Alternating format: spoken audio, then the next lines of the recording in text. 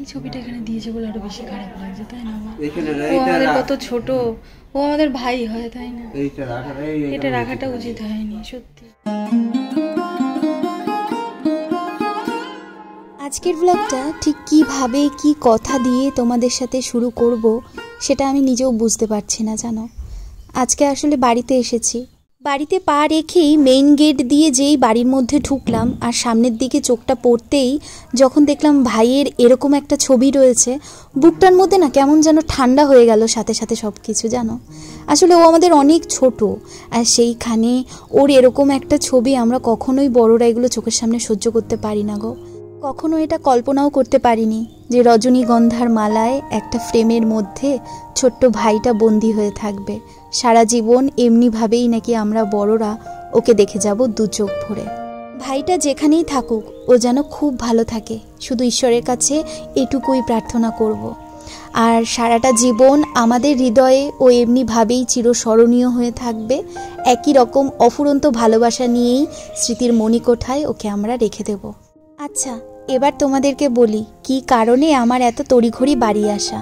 আসলে এই যে ঢের রাজ্যের এত আয়োজন দেখলে না, এই আয়োজনগুলো হলো আমাদের বাড়িতে কালকে সকালে গুরু পূজা রয়েছে। আজকে রাত্রে ওই ছাদে না ভাগবত পাঠ হয়েছে। একটু বাদে দেখি যদি পারি তোমাদেরকে অবশ্যই ছাদে নিয়ে যাব, কেমন? ছাদটা জানো তো খুব সুন্দর করে সাজানো হয়েছে। জানো তো এই যে আমাদের বাড়িতে গুরু পূজাটা হচ্ছে না, এই গুরু পূজাটা আমার তালুই মশাইয়ের আমলে লাস্ট হয়েছিল আমাদের বংশে, মানে বাবার ঠাকুরদার আমলে। তারপরে আমার দাদু মানে আমার ঠাকুরদা চলে গিয়েছে, আর এখন বাবা কাকারা রয়েছে। ওই এক কথায় বলতে পারো প্রায় 2 প্রজন্মের অপেক্ষার ফল আজকে আমরা পেয়েছি। খুব ইচ্ছা ছিল জানো, বাড়িতে প্রত্যেকটা সদস্যের অনেক ইচ্ছা ছিল যে আমাদের বাড়িতে এরকম ঘটা করে গুরু পূজা হবে। আমরা আসলে শ্রীগুরু ঠাকুরের দীক্ষিত, তবে অবশ্য আমার এখনো দীক্ষা নেওয়া হয়নি, কারণ বিয়ের আগে আমাকে আমার বাড়ি থেকে দীক্ষা দেওয়ায়নি। তারা সবাই বলেছে বিয়ে হবে, বিয়ের পর স্বামীর সাথে একসাথে মেয়ে আর জামাই দীক্ষা নেবে।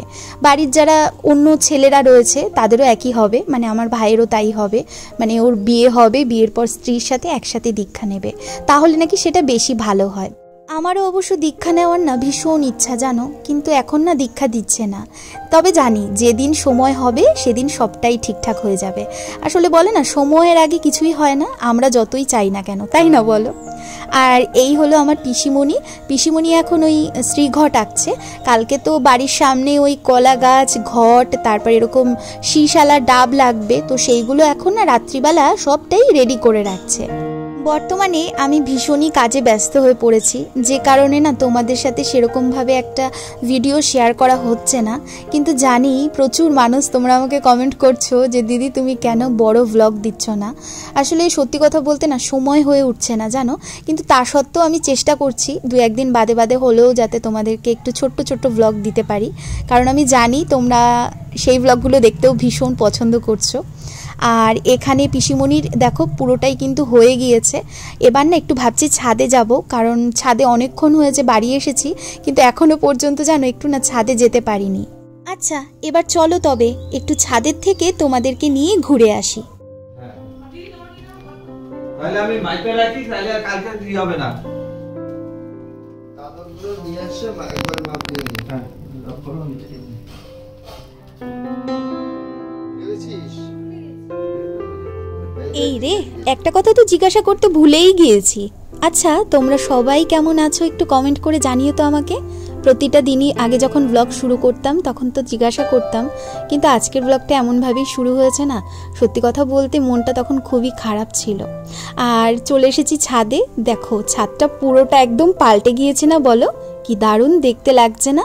ওই দেখো দেখতে পাচ্ছ গুরুদেবকে সিংহাসনে বসানো রয়েছে। একটু আগে না এখানে ওই ভাগবত পাঠ হয়েছে বুঝলে। জানো এই যে গুরু পূজাটা হচ্ছে না, এটা সব থেকে বেশি ইচ্ছে ছিল আমার ভাইয়ের। ও সবসময় বলতো চাকরি পেলেই সবার আগে বাড়িতে গুরু পূজা দেবে, তারপরে সমস্ত কাজে হাত দেবে, মানে ঘর বাড়ি কমপ্লিট করবে, এই সমস্ত ইচ্ছে ছিল ওর। আর তাই কাকা গিয়েছিল গয়ায় ভাইয়ের জন্য পিণ্ডদান করতে। সেখান থেকে ফিরেই কাকা সিদ্ধান্ত নিল যে ইচ্ছেটা ভাইয়ের এই পৃথিবীতে অসম্পূর্ণ হয়ে পড়েছিল সেইটা এবার সম্পূর্ণ করবে। তাই ভাইয়ের জন্যই, ভাইয়ের স্মৃতির উদ্দেশ্যে আমাদের বাড়িতে আজ গুরু পূজার আয়োজন করা হয়েছে।